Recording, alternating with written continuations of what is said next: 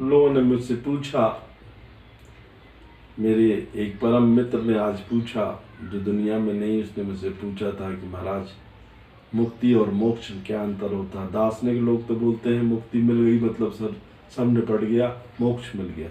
मैंने कहा नहीं, वो यथार्थ सिद्धि नहीं है।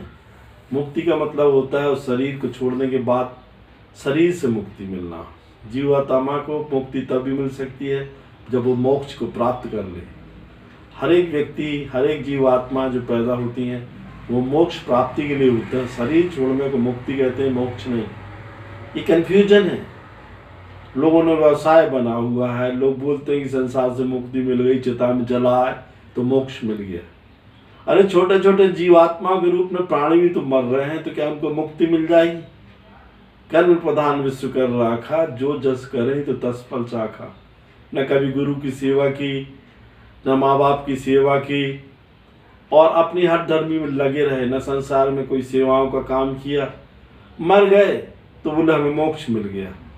ऐसा मोक्ष मिलता होता तो यहाँ पे पैदा ही होना बंद हो जाता है। ये जो आत्मा जो मरती है पुनर्जिंदगी को प्राप्त होती है, ये वेदांत कहता है, मैं कहता हूँ और हमारा संस्थान के लोग कहते हैं। ये संसार है। जो इंसान जितनी मेहनत करता है, जितना काम करता है, उसके हिसाब से यदि वो धर्मार्थ का काम कर रहा है, सेवाओं का काम कर रहा है, अच्छे काम कर रहा है, तो उसको मोक्ष मिलेगा। उसका संबंध शुद्ध आत्मा से होता है। और शुद्ध आत्मा को जब शरीर के, मैंने कई बार समझाया कि परमात्मा अपना काम कर रहा है, आप अपना काम करो। किसी चीज़ से लगाव रहित रहो, 5 इंद्रियों को कंट्रोल करो, जागृति की स्थिति में रहो, और हर एक रात को सोते समय क्षमा याचना करो कि हे परमात्मा, मेरे से कोई गलती हो गई हो गुरु के माध्यम से तो उसे माफ़ करो।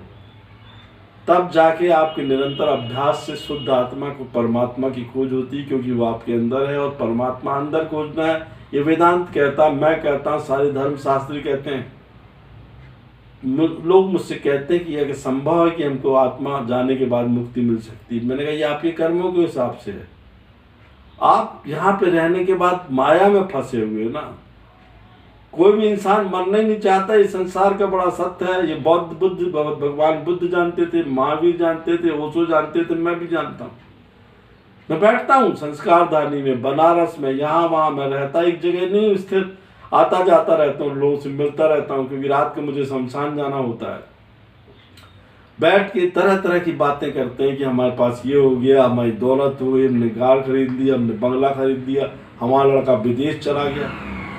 अरे वो चला गया तो हो सकता है कि हमेशा के लिए चला जाए, ये संसार है। आप ये नहीं क्यों सोचते कि आप आय काय के लिए हो? 50-50, 60-60 साल, 70-70 साल के बुढ़े लोगों के साथ में बैठता हूँ, कभी जाता हूँ, तो माहौल उड़ाए रहते कि अरे कुछ नहीं होना, प्रॉपर्टियां कमा लो। तो मैं उनसे कहता कि वहीं शमशान के पास जमीन खरीद लो और वहीं समाधि भी अभी एवरेडी बना के खोद लो। मरोगे तो जला के वहां समाधि बना देंगे, लोग फूल डालेंगे। कितना विचित्र है ये संसार। लोग मानने को तैयार नहीं कि उनको मरना है। संसार का सबसे बड़ा सत्य मौत है।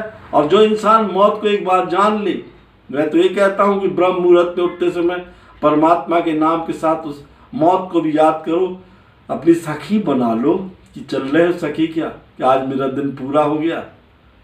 अरे हर एक क्षण, हर एक पल जो मौत तुम्हारी जिंदगी में मंडरा रही है, किस वक्त आगे ले जाएगी तुम्हें पता नहीं। और जहां जाना तो स्थान को तो खोज ही लो, वरना देखते रह जाओगे। मेरे से लोग बोलते हैं महाराज आप संसार के पहले आखिरी आध्यात्मिक गुरु हुए, जो लोगों को जागृत स्थिति में देखना चाहते हैं, उनको बताना चाहते हैं कि मौत एक अटूट सत्य है और उससे कोई नहीं बच सकता। ना कोई प्राणी बच सकता, ना कोई जीवात्मा बच सकती है। बच सकता है तो आपकी वो शुद्ध आत्मा, जिसको आपको परमात्मा से मिलन करना है। ये मेरा अटूट विश्वास है कि ये करते रहोगे तो एक दिन में तुम परमात्मा को प्राप्त कर लोगे योग गुरु के माध्यम से। जय श्री राम।